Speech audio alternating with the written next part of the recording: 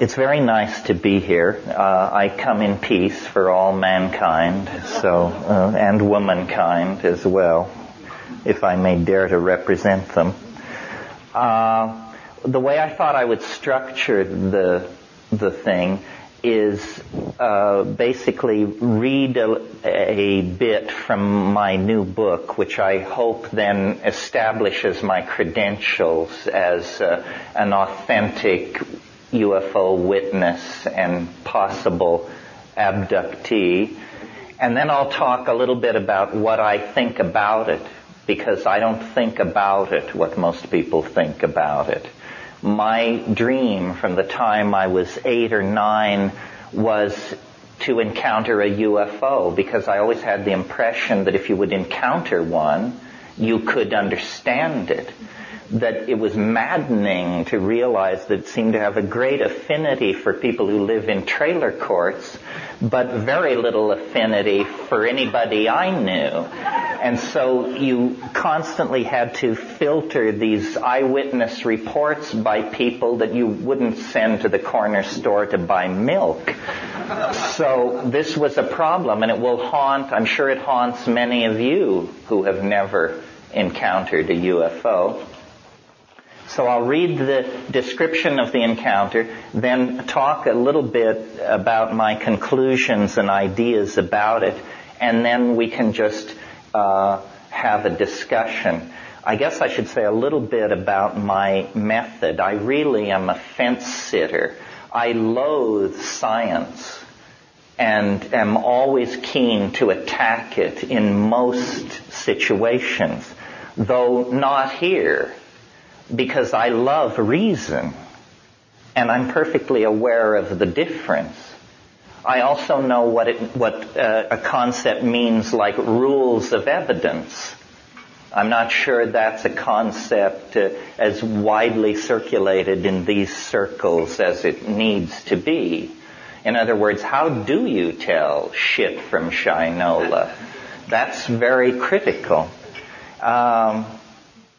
And I think reason can take us only a certain distance, and then we have to go with the divine imagination, but with all safety systems fully in operation, or the divine imagination will lead us into complete paranoia. This is what happens to a body of knowledge when it's unable to make good on its first premises. In other words, if you have a great notion of reality, but you can't confirm it, then it must be because evil forces are conspiring against you and somehow subverting the success of your neat version of reality. And as someone who at one point in my life studied the history of science, there have been many episodes in the history of science where great hope gave way to paranoia. The phlogiston phenomenon is one example, or Lysenko and genetics. And, it's been, 47 years since the Rainier Lights, or close to it. And the phenomenon has not become more explicit. The hysteria has become more explicit and has wandered first in one direction and then another. But if this is a contact, it's the most peculiarly uncontact-like contact it's possible to imagine. It reminds me of people say of the crop circles, they're communicating. Yes, but if they picked an incredibly obscure medium in which to do it, because we who love communication can glean very little from what they're trying to say. Well, enough barn beating. Let me read this passage, and then I'll talk more about it, and this will bring, I think, the thing into focus. I have to introduce the context, because it wasn't like that we just happened to be driving in a lonely and remote place and suddenly, no, it wasn't like that. We were in the center of the Amazon basin. We had come there to explore tryptamine hallucinogens. These are short-acting, very powerful psychedelic drugs. And the reason we were so interested in these drugs is because in encounters with it in the pure chemical form, it was the intoxication was invariably characterized by encounters with elves, gnomes, fairies, thousands of these things. And this is something I'm going to, try and convince the UFO community of. What we drug people have that you don't is repeatability. And the scientists always said to you UFO people, what you don't have is repeatability. They don't want to even talk to us. But it is true that when you smoke DMT, for example, at a sufficiently high and prepared dose, you get elves. Everybody does. You may not believe it, but on the other hand, it only takes 5 minutes to prove that I'm bullshitting you 100%. Surely anyone who's studied UFOs and alien intelligence for as many years as the people represented here have can afford to invest 10 minutes in the wild-eyed assertion that all you need do is inhale deeply 3 times. And, you want contact, you want elves, you want alien intelligence, you'll have it up the kazoo. Now, of course, it comes from an unsanctioned dimension, but I'll talk more about that after the reading. So here we were in the Amazon basin, experimenting with mushrooms, and here is the passage. And so, all night long, I sat reviewing the things that had passed, seeming to divide my consciousness and send it both backward through my family tree and forward into the future. I seemed to see all the years still ahead. I saw some technique emerging from this contact, our careers pursued across time and space, and finally vindication as the world realized the truth of the transdimensional nature of the Stropharia visions and the true nearness of the worlds that they had thrown open. For it had become my belief that the contact with an intelligent and utterly alien species was beginning for humanity. It seemed that out of the long night of cosmic time, the novelty of novelties, the moment of contact between minds on utterly different planes was beginning. We were among the first to achieve contact with this other. It was the real thing. We had come to the equatorial jungle to explore the dimensions glimpsed in tryptamine ecstasy. And there, in the darkness of the heart of the Amazon, we had been found and touched by this bizarre and ancient life form that was now awakening to the global potential of a symbiotic relationship with technical humanity. All night long, strange vistas and insights poured through me. I saw gigantic machineries and worlds of vegetable and mechanical forms on scales inconceivably vast. Time, agatized and glittering, seemed to pour by me like living superfluids, inhabiting dream regions of terrible pressure and super cold. And I saw the plan, the mighty plan, at last. It was an ecstasy, an ecstasis that lasted hours and placed the seal of completion on all of my previous life. At the end, I felt reborn, but as what, I knew not. In the gray light of a false dawn, and I should say I wasn't loaded, I was insomniac. In the gray light of a false dawn, the wave of internal imagery faded away. I rose from where I had been sitting for hours and stretched. The sky was clear, but it was still very early, and stars were still shining dimly in the west. In the southeast, the direction toward which my attention had been focused, the sky was clear except for a line of fog or ground mist lying parallel to the horizon, only a few feet above the treetops on the other side of the river, perhaps a half-mile away. As I stretched and stood up on the flat stone where I had been sitting, I noticed that the line of fog seemed to have grown darker and now seemed to be churning or rolling in place. I watched very carefully as the rolling line of darkening mist split into two parts, and each of these smaller clouds also divided apart. It took only a minute or so for these changes to be executed, and I was now looking at 4 lens-shaped clouds of the same size, lying in a row and slightly above the horizon, only a half-mile or so away. A wave of excitement swept through me, followed by a wave of definite fear. I was glued to the spot, unable to move, as in a dream. As I watched, the clouds recoalesced in the same way that they had divided apart, taking another few minutes.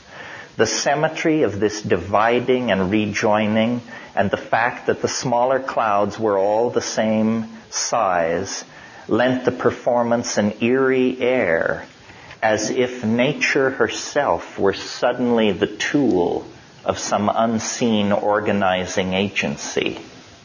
As the clouds recoalesced, they seemed to grow even darker and more opaque. As they all became one, the clouds seemed to whirl inward like a tornado or a waterspout. And it flashed into my mind, perhaps it was a waterspout, something I still have never seen. But even as the thought formed, I heard a high-pitched, ululating whine. Whee, whee, whee, come drifting over the jungle treetops, obviously from the direction of the thing I was watching. I turned and gave one glance at the river house 70 feet behind me and up the steep hill, gauging whether I had time to run and awaken someone to get confirmation of what was happening. To arouse someone, I would have had to go hand over hand up the slope and consequently take my eyes off the thing I was watching. In the space of an instant, I decided that I could not cease observing. I tried to shout, but no sound came from my fear-constricted throat. The siren sound was rapidly gaining pitch, and in fact, everything seemed to be speeding up. The moving cloud was definitely growing rapidly larger, moving straight toward the place where I was. I felt my legs turn to water and sat down, shaking terribly. For the first time, I really believed all that had happened to us, and I knew that the flying concrescence was now about to take me. Its details seemed to solidify as it approached. Then it passed directly overhead at an altitude of about 200 feet, banked steeply upward, and was lost from sight over the edge of the slope behind me. In the last moment before it was lost, I completely threw open my senses to it and saw it very clearly. It was a saucer-shaped machine, rotating slowly, with unobtrusive, soft blue and orange lights. As it passed over me, I could see symmetrical indentations on the underside. It was making the whee, whee, whee sound of science fiction flying saucers. My emotions were all in a jumble. At first I was terrified, but the moment I knew that whatever was in the sky was not going to take me, I felt disappointment. I was amazed, and I was trying to remember what I had seen as clearly as possible. Was it real in the naive sense in which that question is asked of UFOs and tables and chairs? No one else saw this thing as far as I know. I alone was its observer. I believe that had there been other observers, they would have seen what I had seen. But as for real, who can say? I saw this thing go from being a bit of cloud to being a rivet-studded aircraft of some kind. Was it more true to itself as cloud or aircraft? Was it a hallucination?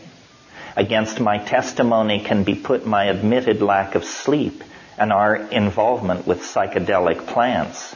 Yet curiously, this last point can be interpreted in my favor. I am familiar by direct experience with every known class of hallucinogen. What I saw that morning did not fall into any of the categories of hallucinated imagery I am familiar with.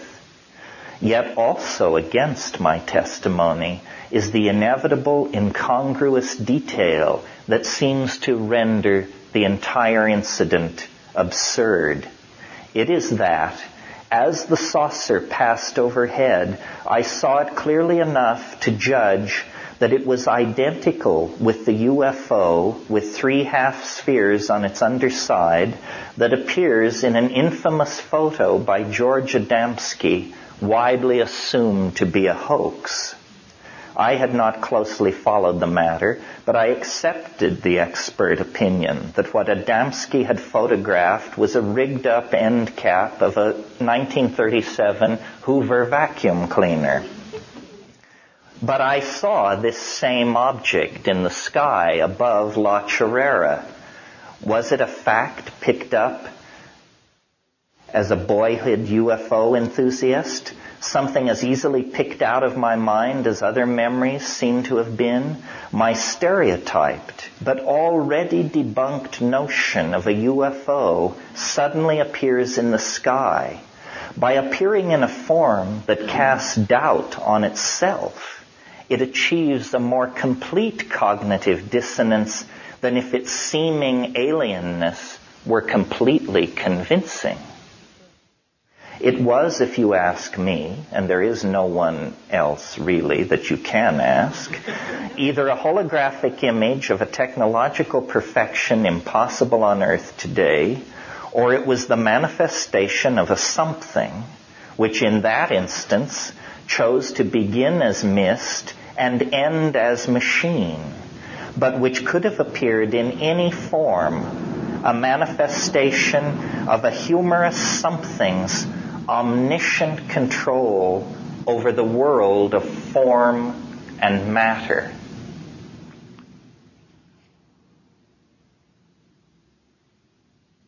And I flash forward 2 paragraphs. In the previous paragraph, I had been discussing mirages, and I said an ordinary mirage is something that we see in space that isn't there. Could there be mirages in time? In other words, could there be reflections of distant technologies that haunt space the way images of distant cities time haunts space? I believe that this latter comes close to the mark. The UFO is a reflection of a future event that promises humanity's eventual mastery over time, space, and matter. We, in our clumsy attempt to probe these mysteries, we, meaning my brother and myself, were able to coax nature into throwing out this great burning scintilla of pure contradiction from the dark retort where she labors over the chemistry of the millennium. That we were able to do this is full of import. It meant to me that we were on the right track. The Stropharia cubensis mushroom is a memory bank of galactic history. Alien, but full of promise, it throws open a potential for understanding that will sweep away the petty concerns of Earth and history-bound humanity. So that was the encounter, not the only encounter. The book is full of weird shit, but that is actually, in a sense, the most conventional presentation of the encounter. It was absolutely convincing. It was the Adamski disk, which I do believe is malarkey. It was as cognitively dissonant as it could possibly be, you see, because if it were convincing in its alienness, you would know what you were dealing with, a UFO from another star system, obviously. But what are we to make of a 45-foot diameter Hoover end cap sailing through the blue skies of the Amazon? Well, I've given a lot of thought to these questions because my method has always been rational. In other words, I hear about something weird, and I go there and I say, what can you show me? What have you got? I applied this to yogins in India, UFOs, fairy sightings, reason, but a willingness to explore the edges has been the method. And when I applied that method to the spiritual traditions of mystical India, I came away with considerable skepticism as to their accomplishments in that domain, at least in the contemporary scene. I have never seen a violation of physics that was not connected somehow with a psychedelic experience. My entry into psychedelics began very naively. It was presented as instant psychotherapy or insight, however vaguely defined. What I discovered when you make your way through these chemical families is that not all psychedelics are alike.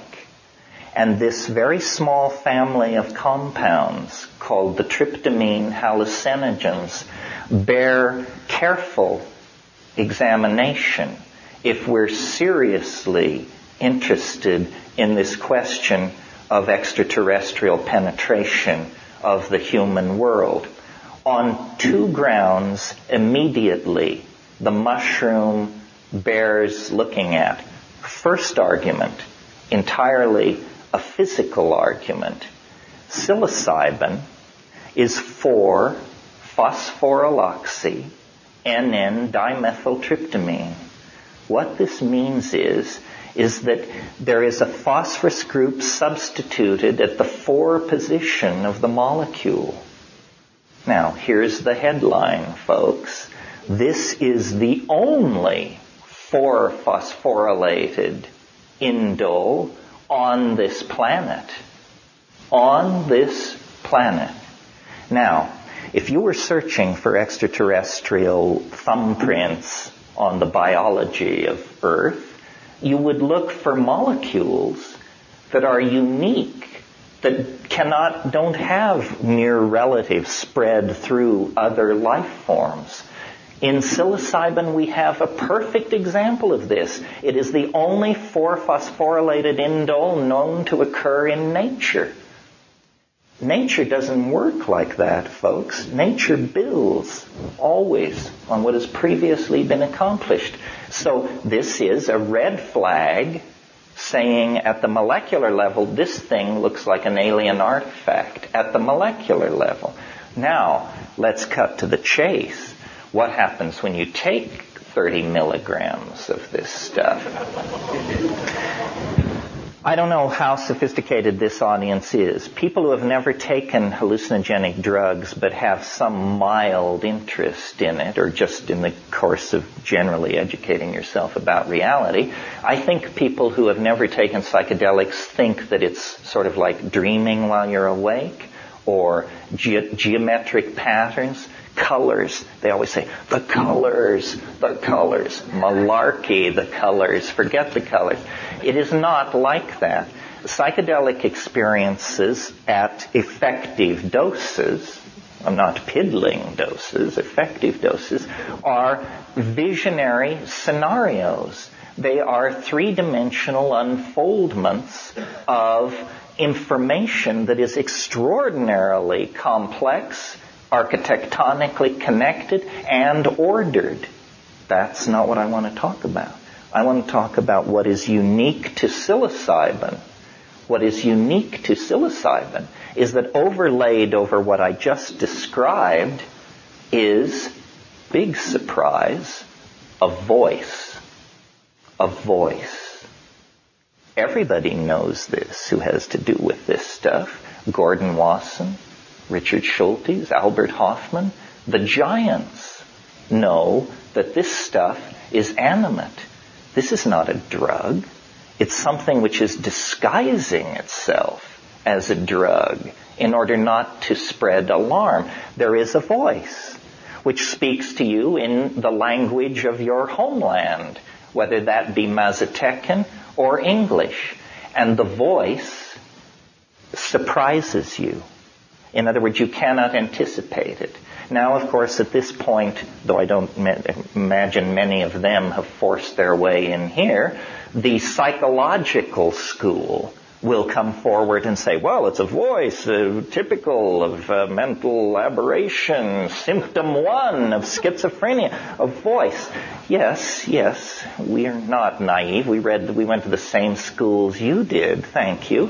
However, the fact that this voice is accessible to non-pathological personalities and on demand is highly suggestive, I think.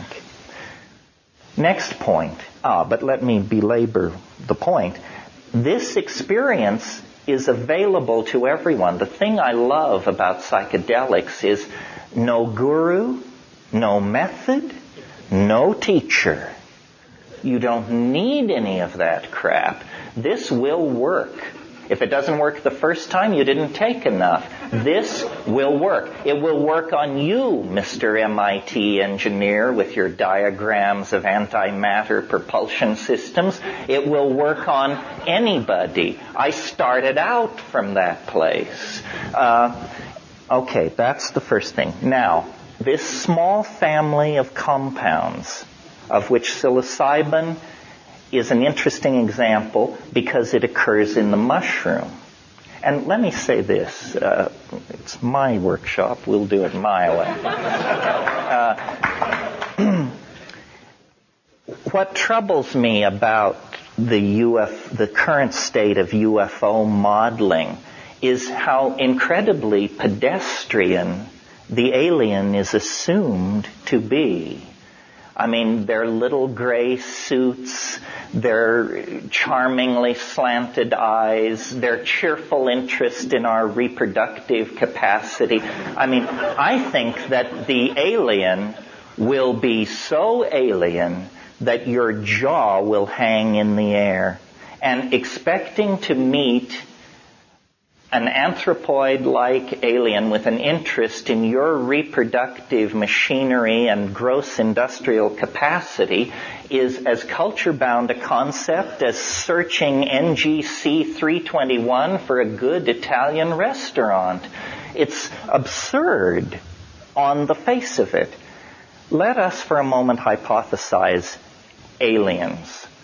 The guy before me spoke of being 100,000 years in advance.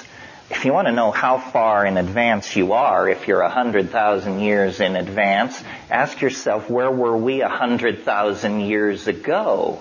And I think you see the gap is very large.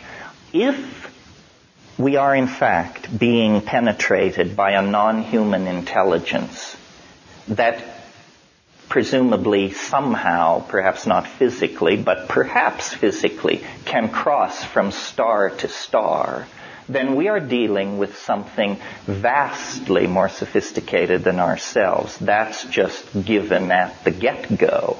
Well, if it's vastly more advanced than we are, then DNA sequencing, complete understanding of the molecular genesis of thought, so forth and so on, would be no problem for that level of technical sophistication.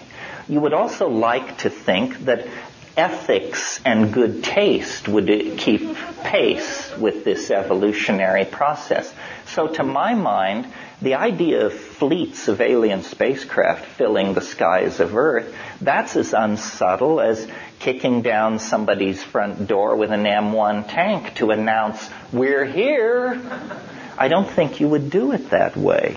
If you really wanted to study a aboriginal race and you really had a hot technology, what you would do is you would study their social psychology, and you would say, are there any chinks in the armor of their expectations about how reality behaves?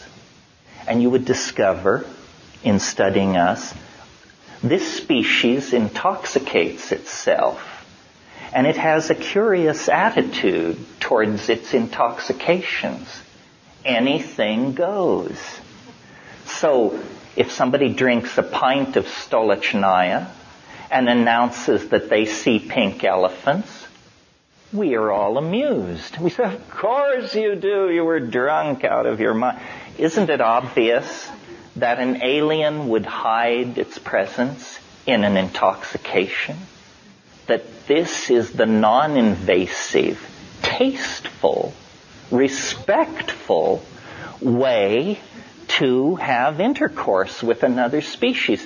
You say, you put yourself into a plant.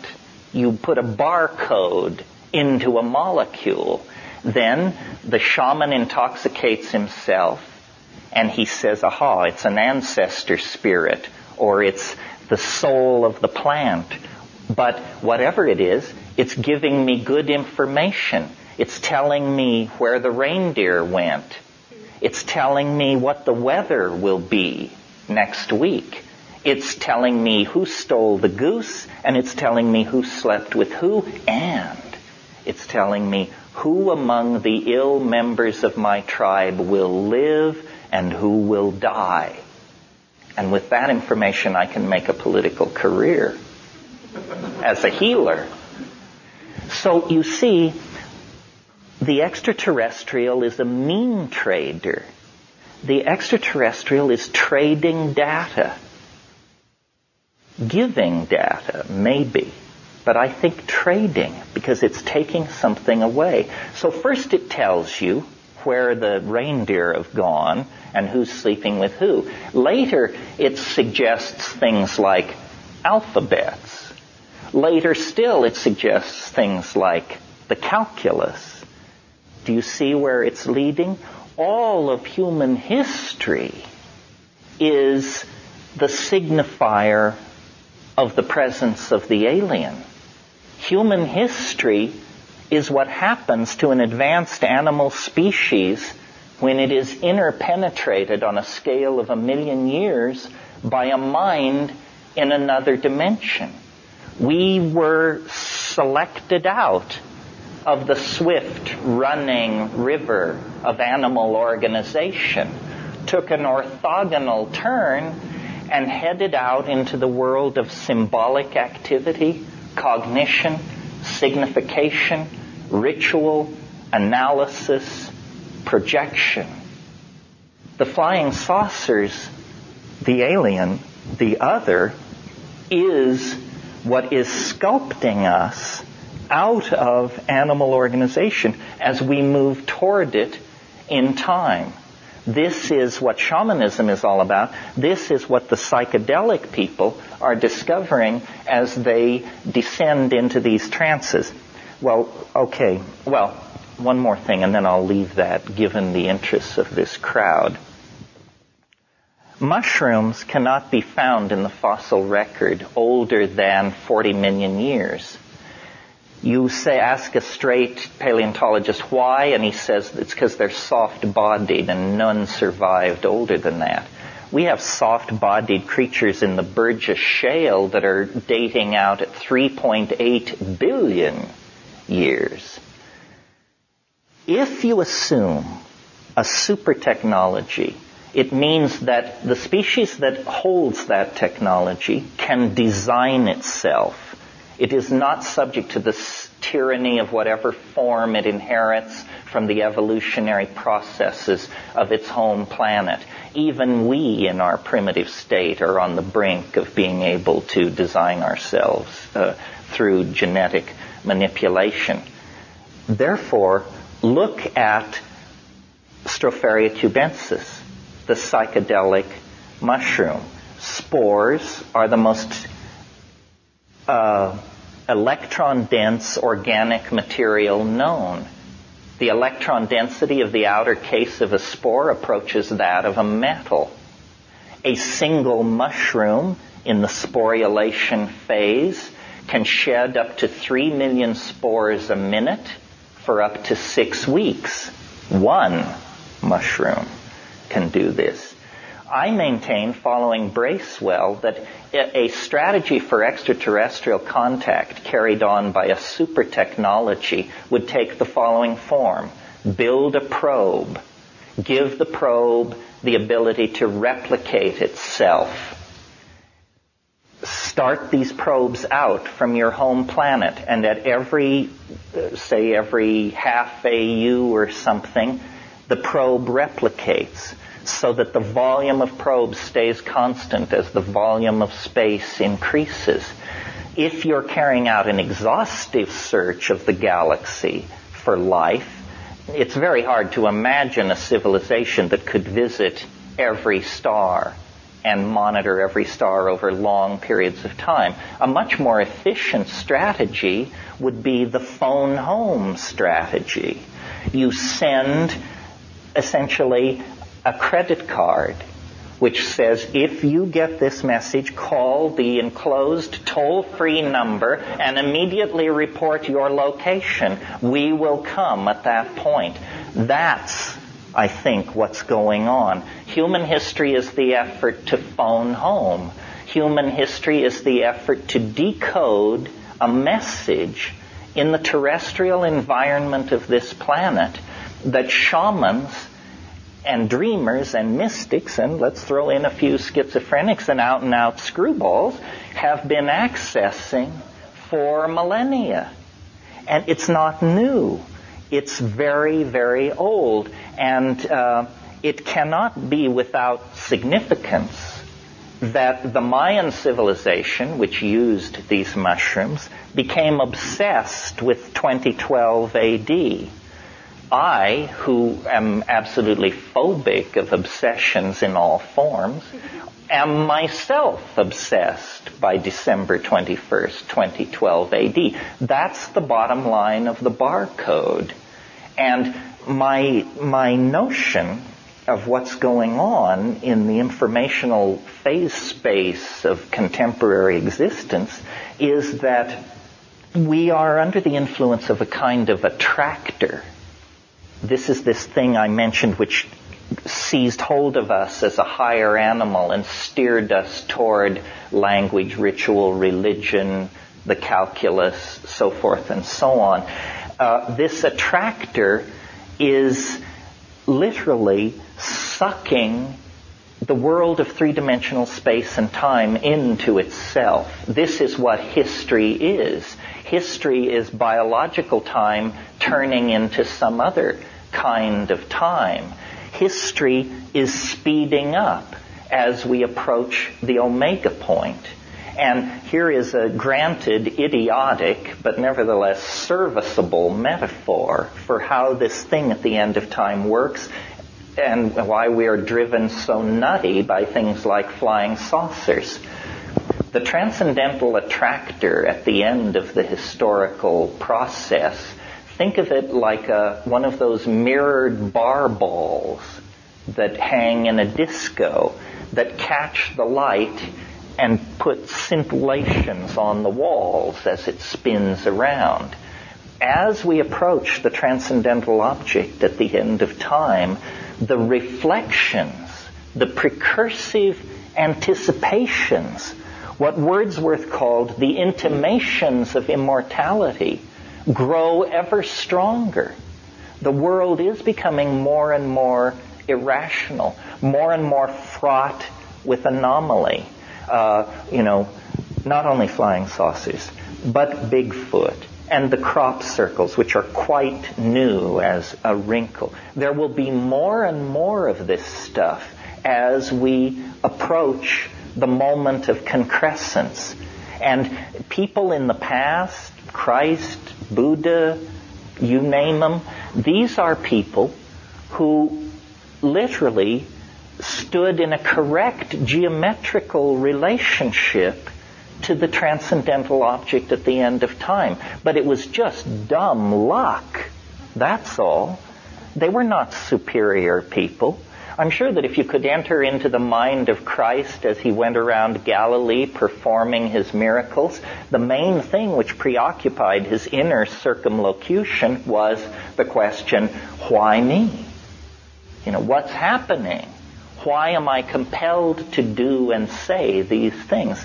Well, the answer is you've got eschatological fever. You've been infected by a retrovirus that operates not in space, but in time. And to the degree that one can clear themselves of the momentum of past presupposition, the transcendental object at the end of time actually comes into view.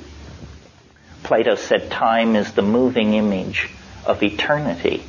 The way I think of shamanism and psychedelic voyaging is that it is transdimensional travel, literally, not in the undefined way that you often hear it used, but in the mathematical sense. A shaman and a psychedelic person and a UFO contactee is someone who has seen the end. They simply didn't know what they were looking at, because who knows what the end looks like.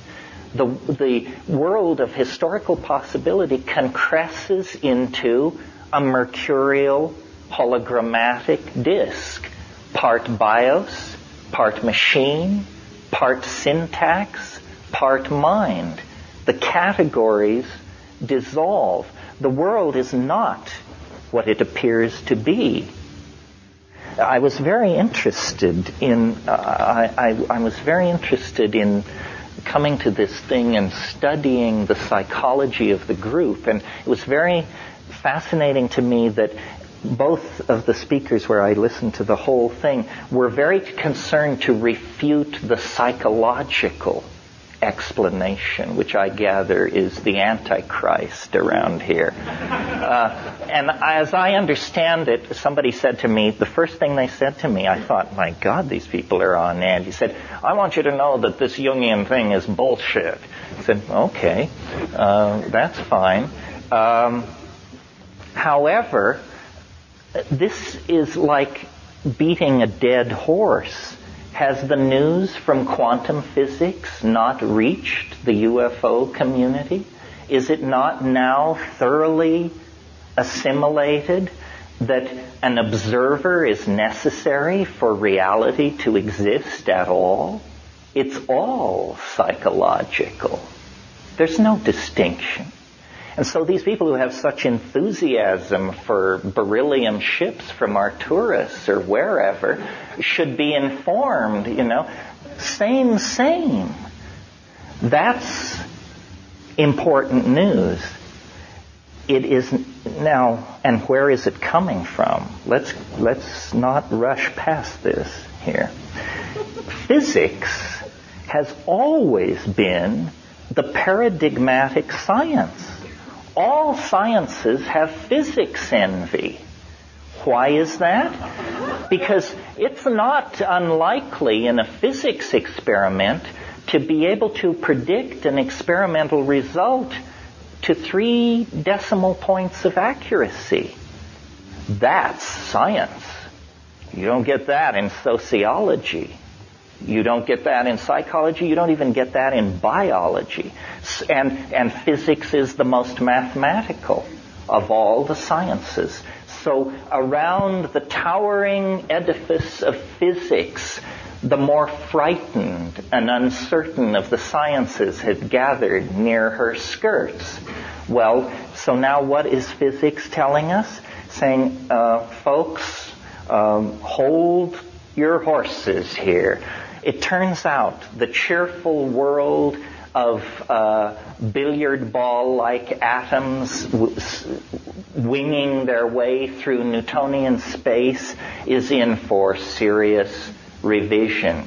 It turns out that these particles aren't even particles. They're waves. Well, no, not exactly. They're both. Well, what I actually meant to say was, and you discover the babble of mad people. Science has collapsed. Its core has given way to contradiction. The cheerful exploration of matter that begins with the Greeks is destroyed by Werner Heisenberg and all his evil grandchildren, who now show that, number one, it's incomprehensible. Number two, it's self-contradictory. Number three, you can't conceptualize it except in some enormously complicated mathematical phase space anyway. So this concern for the materiality of the saucers is a completely anachronistic issue. Carried far enough, the analysis of this stage will show you that it has no, quote, reality to it. Now, this plays nicely right into my hands. Let's go back now to those drug-induced hallucinations. I think every UFO investigator in the country, they have these forms when they come rushing out to your house when you report an 11-mile-long green cigars overhead. And the first question is, are you intoxicated? Do you have a history of taking drugs? What is your relationship to altered states? This is complete fascism. Most encounters with extraterrestrials take place in altered states.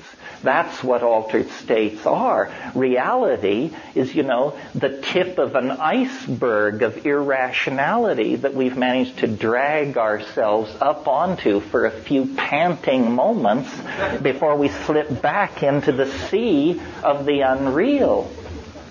What this means then, just to cut to the chase, is that psychedelic drugs are as important to the study of UFOs as the telescope was to the redefining of astronomy. You can meet the alien. You can meet the alien tomorrow night, if your connections are good enough. And you can meet the alien over and over and over again. You said this was what you wanted. Baby, it's on its way. It's being served. The anxiety that society feels about psychedelic drugs, and notice, psychedelic drugs do not cause addiction, ruin lives, or inspire people to rob banks or any of that. Psychedelic drugs, nothing has ever been adduced against them except that they give you funny ideas. Well, I think this is a crowd familiar with being stigmatized for dealing in funny ideas. They haven't made UFOs illegal, but they certainly have made psychedelics illegal. This is because this is the portal. The secret is out. It isn't going to be a top-down revelation. It isn't going to come on McNeil Lehrer or the cover of Time. There will not be an announcement from the White House press office. Anybody who has that vision of how it works has completely given away their own power. You are not to be a consumer of the UFO. It is not for your amusement. It is for your transformation. And you can play the game of waiting with the uninitiated, or you can simply go look at the end of the movie. Shamans have been doing this for at least probably 100,000 Years. And it's a process of opening to an experience, not an ideology. It's not an ideology. It's an experience. The UFO thing began as an experience. The Rainier Lights, the rest of it. It was quickly seized upon by ideologues, the contactees of the 50s. Now there are new ideologues. The problem is everybody claims too much information. Where does it end? People who have exact information on the geography of Atlantis or the pecking orders of distant planets and this sort of thing. There are rules of evidence. There are rules of evidence. And what can't pass through that filter has to be discarded. I think that the real other need not be guarded by the frail efforts of occult apologists. The real other can be hammered on with a ball-peen hammer, and it will do just fine, thank you. So I want to suggest, and I'm very delighted to have the opportunity, the UFO community has a great database of experience with weirdness. Now you need to just take it one vibratory level over and cut your teeth on what we've been putting up with for years, which is these alien entities that are so easily contacted and dealt with through the intercession of the psilocybin and DMT family of compounds. I want to describe my DMT experience just to let you know how alien it is, and then we can discuss this a little. I described the psilocybin experience, or I mentioned that it is a voice. DMT, which is a near relative of psilocybin, psilocybin I mentioned, 4-phosphoroxy-NN-DMT. Now I want to talk about NN-DMT. This is a compound, the commonest hallucinogen in nature. Note that, because if an alien were spreading hallucinogens around, this would be the one to look at. It's the commonest one. You smoke it. It only lasts 3 to 7 minutes. Not long, folks. Anybody can invest 3 to 7 minutes, I would think, in an experiment which might alter your complete ontology. What happens when you smoke DMT? Well, here's what happens to me. There is a mandalic pattern which forms, which is identifiable as what pharmacologists call preliminary hypnagogia. It just simply means that the brain-mind system is saying, yes, exotic indoles are arriving at the synaptic receptors in unexpected numbers. Yes, we are monitoring this situation. Yes, yes, yes. Okay. That goes on for about 30 seconds, and then you are propelled through it into a place. A place, not a state of mind, a place. And this place has its low. It's no higher than this ceiling. And it's actually about the size of this room, but rounded, soffitted lighting, indirect lighting. But the main action is you are instantly plunged into an environment of elf intelligence.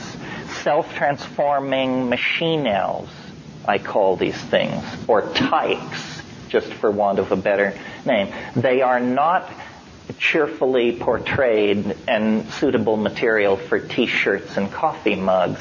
They are self-transforming, jeweled basketball-like things. It's not clear they are made of matter. They are made of light. Their status on the phylogeny of biology is extraordinarily murky. And they come pounding forward like badly trained dogs, cheering. They say, "Here you are!" You may all recall, some of you may recall that old Pink Floyd song, "The gnomes have learned a new way to say hooray." So there you are. And now, 20 seconds before, you were in an apartment somewhere with your scuzzy friends doing drugs.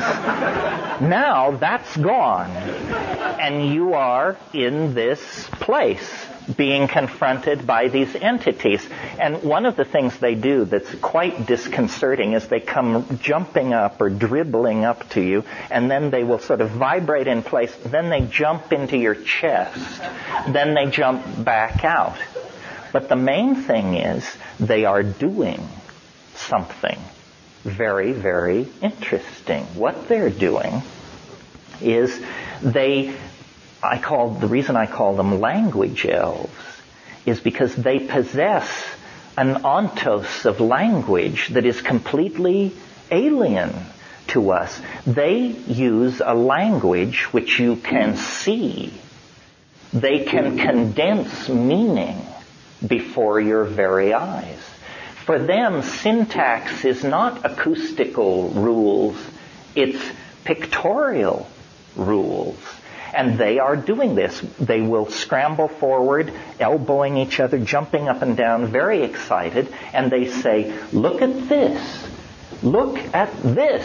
And they pull objects, sing objects into existence and show them to you. And as your attention goes into these things, the emotion is indescribable. These objects are made of gold, ivory, smaragdine, chalcedony, beryllium, ytterbium, flesh, gold, blood, heat, tears, and it's all changing, morphing as you look at it. And as you look at this, you have, without an iota of doubt, the conviction, if I could bring this thing across, it would end human history. Argument would cease. You would just say, look at this. And they're pushing each other away, showing you, look at this one, look at this one. These objects themselves emit sound and make other objects. The whole thing is going on in an atmosphere of incredible hilarity and confusion. It's now 1 minute since you left your scuzzy friends in that badly furnished apartment. Naturally, the fact that you're having this experience raises certain fundamental questions, such as, am I dead now? Is that what's happened? And the entities say, don't give way to amazement. Don't flip out about how you can't believe it and it's impossible and so forth and so on. Don't do that. Just pay attention. Pay attention to what we are doing and what we are showing you. And what they preach is a new dispensation of language, a language that can be beheld. And as you sit there, you feel like a bubble form in your stomach and begin to make its way to your mouth. And when it comes out as a kind of a glossolalia, you discover that in that space, you too can make jeweled objects with spinning interiors and reflexively rotating sub-themes and so forth and so on, all driven by a kind of spontaneous, glossolalia-like verbal activity that is very spontaneous and undescribable, but fortunately doable. It sounds like this.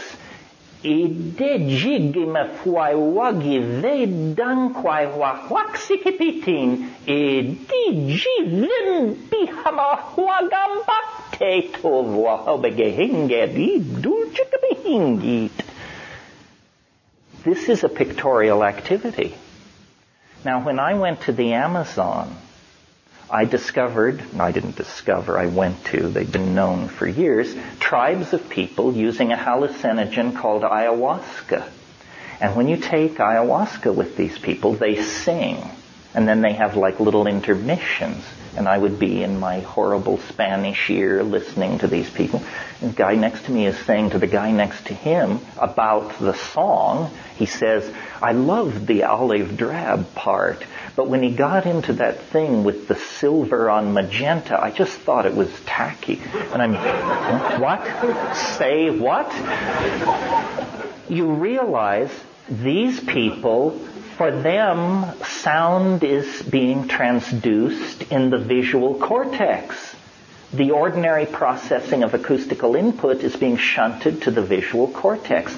This is the same thing the DMT types are talking about. And these are the very jungle tribes that it's always been charged had group mind, telepathy, ways of creating a social cohesion that was contravened reason. This is what's going on, I think. Now, I then studied this phenomenon of language very carefully. I mean, it never even occurred to me of visual language. I discovered, however, that nature has anticipated this phenomenon in the organisms that are known to us as octopi and cephalopods. As you all know, as you're probably graduates of those horrible nature specials on TV, octopi can change color. Most people think this is camouflage. It isn't camouflage. It is language. Octopi control an enormous repertoire of what are called traveling dots, blushes, shadings, striping, wavy lines, and a huge color palette. These exterior changes on the surface of the octopus are a direct readout of its state of mind. It wears its mind on its surface. And you may not know, but at the third gastrulation of the blastopore in the human fetus, it becomes the surface of the body. The surface of the body is brain tissue, essentially, a very thin sheet of brain tissue all over the outside of the body. That's why there are so many nerves in the skin. So what seems to be being preached in the DMT encounter is the ontological transformation into a telepathic mode. Now, you may have thought telepathy was you hearing somebody else think. Apparently, that's not what telepathy is. Telepathy is you seeing what somebody else means. It's the visual acquisition of meaning rather than the audio acquisition of meaning, because there is no ambiguity. You see, we use local languages. If your dictionary matches my dictionary, you can understand me.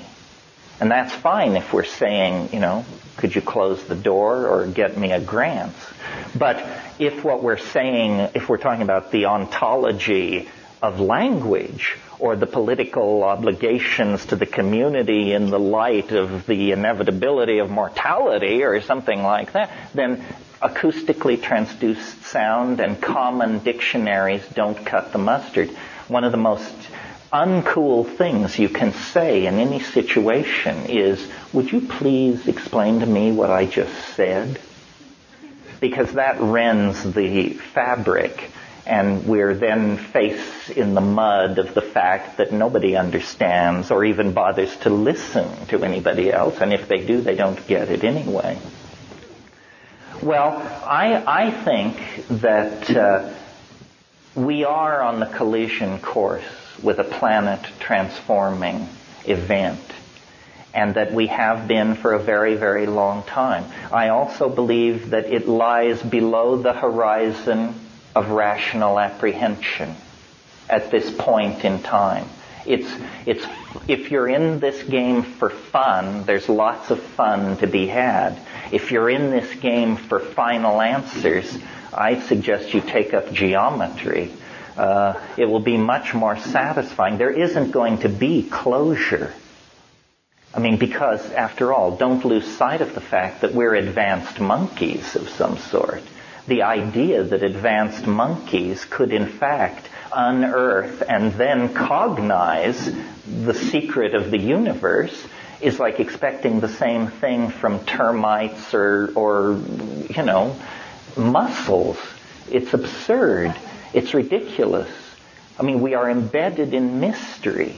Our brains were evolved to keep us from being eaten by nearby hungry competitors. It is not a tool for philosophy. Philosophy comes later. And I think that what the UFO community and what the psychedelic community share is a tremendous impatience with scientism and the fascism of scientism. And the way to overcome these things is to simply opt out of the historical game and avail yourselves of the shamanic tools which have always been there. The whisperings from the other dimension are probably 1,000 millennia old. That's 1,000,000 years. That's the time that we have been sitting around campfires, spinning yarns for each other, and looking up at the night sky. We are not alone on this planet. But it may be that we are the late evolving intelligence. The mushroom said to me once, I said, "What are you doing here?" It said, "You're a mushroom, you live cheap." I said, but it said it was not such a bad neighborhood till the monkeys went berserk. And that was only yesterday. So you see, it isn't that they're coming to us from the stars. It's that we are finally having the scales fall from our eyes to realize what it means to be on a water-heavy, oxygen-rich planet with over 2.5 billion years of biological history already neatly tucked under the belt. I mean, the peculiarities and singularities that have been built into our circumstance, I believe, would literally stand our hair on end. And the only way to make your way through this morass of claim and counterclaim is do not move your faith an iota beyond your own direct experience. If you haven't seen a UFO, believe no one. No photograph, no testimony, no nothing. Because everything is contaminated. Forget UFOs. Take Mount Everest. Have you seen it? Then for you it doesn't exist. I saw it. It couldn't possibly be the world's largest mountain. I could hold it between this finger and this finger. So, then if you limit yourself to direct experience, does that mean that you're shit out of luck? No. It means that you have arrived at the beginning of the real path toward the saucer. Because you don't want to hear that Whitley Strieber or Bud Hopkins walked in through the purple doorway and was never seen again. You want to be the person to walk through the purple doorway and never be seen again. Well, I guarantee you it's more easily done than you might wish to suppose. But you're going to have to avail yourself of the shamanic technology, which is a super technology, of the shamanic technology that we inherit from the archaic civilizations. Not everybody fell into physics worship and materialism.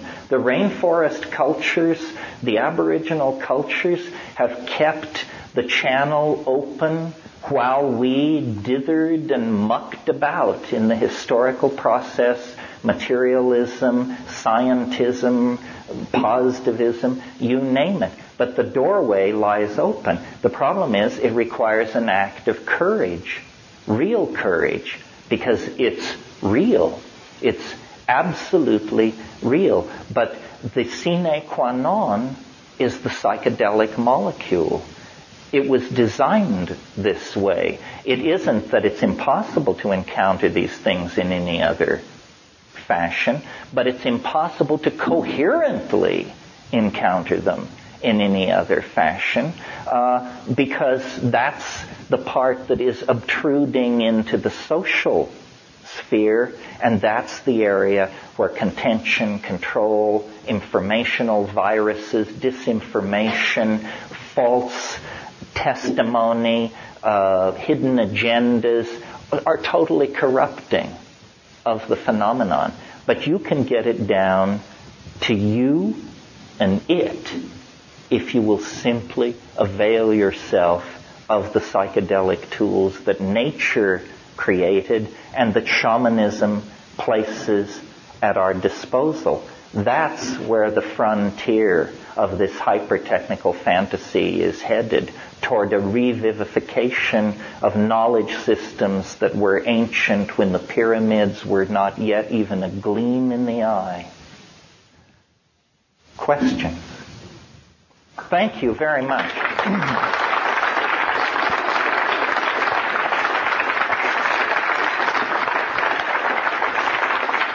Thank you. It's lots of fun. You have no idea how much fun this is. Yeah.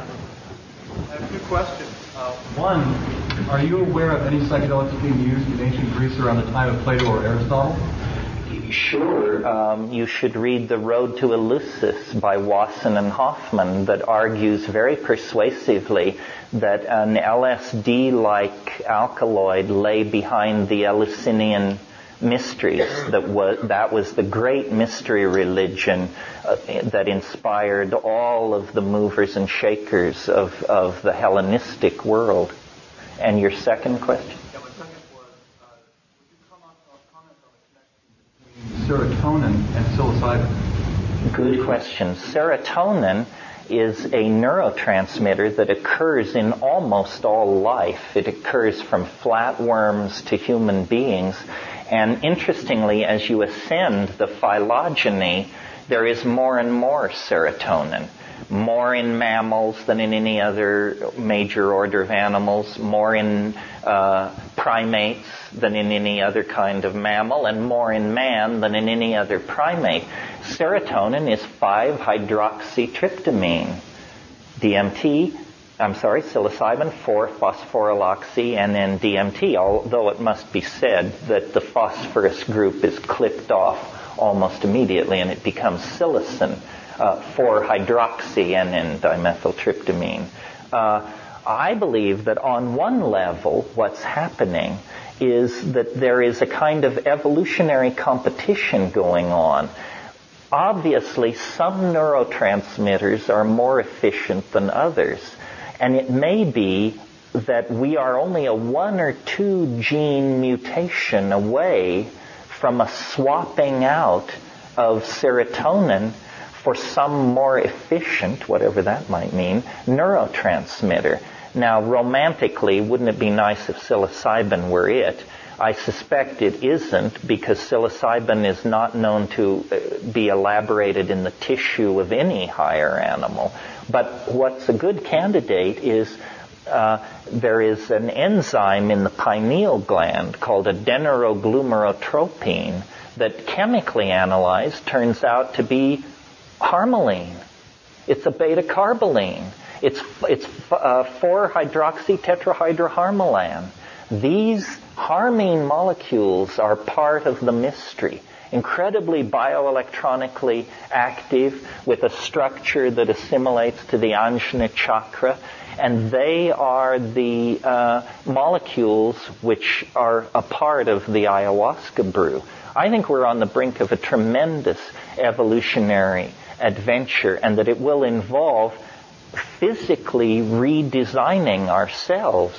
Look at the mushroom. I mean, just to go off on a wild tear here. Mushrooms are what are called primary decomposers, fungi, right? Means they only live off dead matter. Now, vegetarianism is held up as a spiritual ideal, but compared to the strategy of mushrooms, vegetarianism is an orgy of mass death on an appalling scale. So if perhaps the mushroom is essentially Buddhist in its approach, notice how non-invasive of the world of matter the mushroom is. It forms a diaphanous network through the soil as tenuous as cobwebs, and yet filled with neurotransmitters. And you may remember from last year, it was discovered that the largest organisms on this planet are mushroom mycelial mats. They cover acres. They weigh more than blue whales, and they're so old it's better not even to speak of it. This looks to me like this is what intelligence driven by ethical concern for life would design itself into. Say, no harm. We want to be primary decomposers. We want to be as diaphanous as cobwebs. We want to be a spore-bearing life form that can percolate through the universe. And we want to have instantaneous access time to the galactic databases. This is what the mushroom looks like. And, if you think this is malarkey, please do not intellectually evade the challenge that it poses you. Because if you think this is malarkey, then take mushrooms and tell me I'm full of shit. That's all. That's all you have to do, It's easy. You don't have to camp out on some mesa in New Mexico for 3 weeks. Yeah. I think it was psilocybin or the tryptamine hallucinogens, the only 4-phosphoryndole, and that makes it especially understandable as something an alien would present. Is that essentially correct? Because it's so unique? Yes, because it's unique. In other words, I can imagine a scenario like this. A spore-bearing life form somewhere in the universe. It does everything with the technology of DNA. And you see, these spores actually can survive in the environment of outer space. I mean, that's what they love. If you store spores, you store them at 220 degrees below zero in liquid nitrogen. You store them in an outer space-like environment. Well, you can imagine a spore drifting in here, inculcating itself into the environment, and then carrying out a complete survey. And then, isn't it strange that these mushrooms were right in our paths as we left the trees and descended onto the African grassland? My book, Food of the Gods, I argued that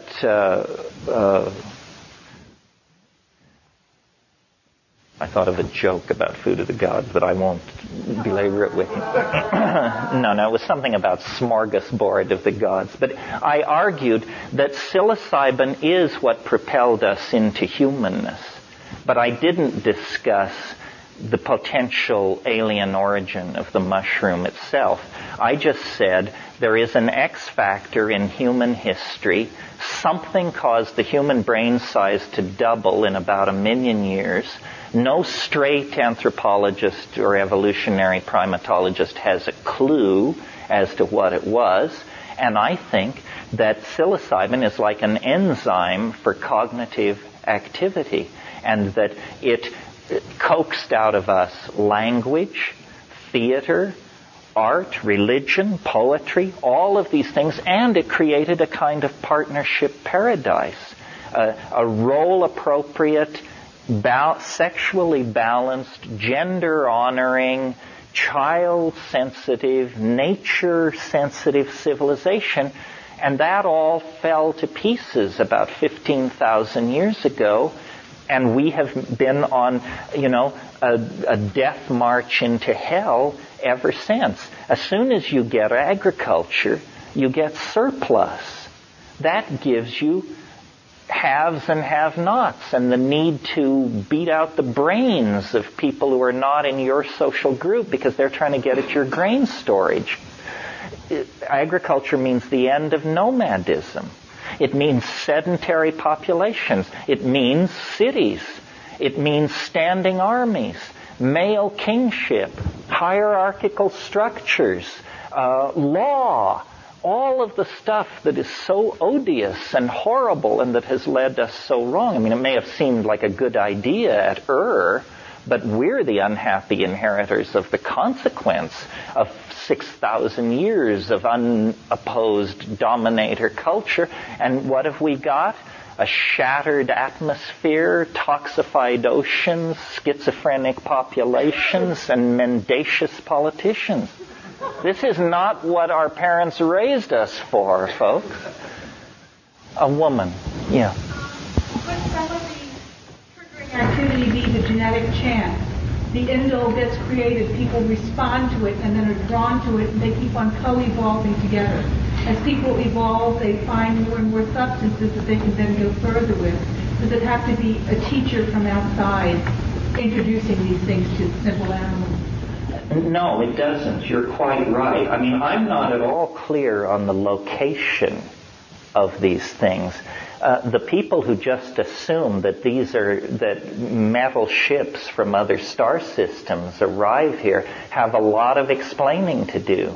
I mean, I was fascinated by the last speaker with the you don't go there, you grab the space and move it to you. Well, then obviously the question is, well, how do you grab it? You know, something crosses that stellar distance instantly, and I don't think you can fake your way around it. It's a tough nut to crack. Now, there may be, I think there's an image, and we're getting close to the end, so I'll leave you with it because it amuses me so much. As you know, the world's largest radio telescope is at Arecibo, Puerto Rico. And as you probably know, a multi-million channel analyzer has been attached to that thing, and there's been funding for another deep space search. And so there they are at Arecibo with the world's largest radio telescope reaching out, you know, mega Marubi sticks into the universe. When you actually go there, the telescope was built into a natural bowl, which they made further, they rounded out. And then they planted grass in this bowl to halt erosion. Well, then to keep the grass from getting out of hand, they brought in white cows to crop the grass. So there in the grass, beneath the world's largest radio telescope engaged in searching for extraterrestrial life, is the mushroom in great profusion. If you wanted it, that's where you'd go and get it. And that is the perfect symbol for how we search for extraterrestrial life. It's at your feet, my friends. Thank you very, very much.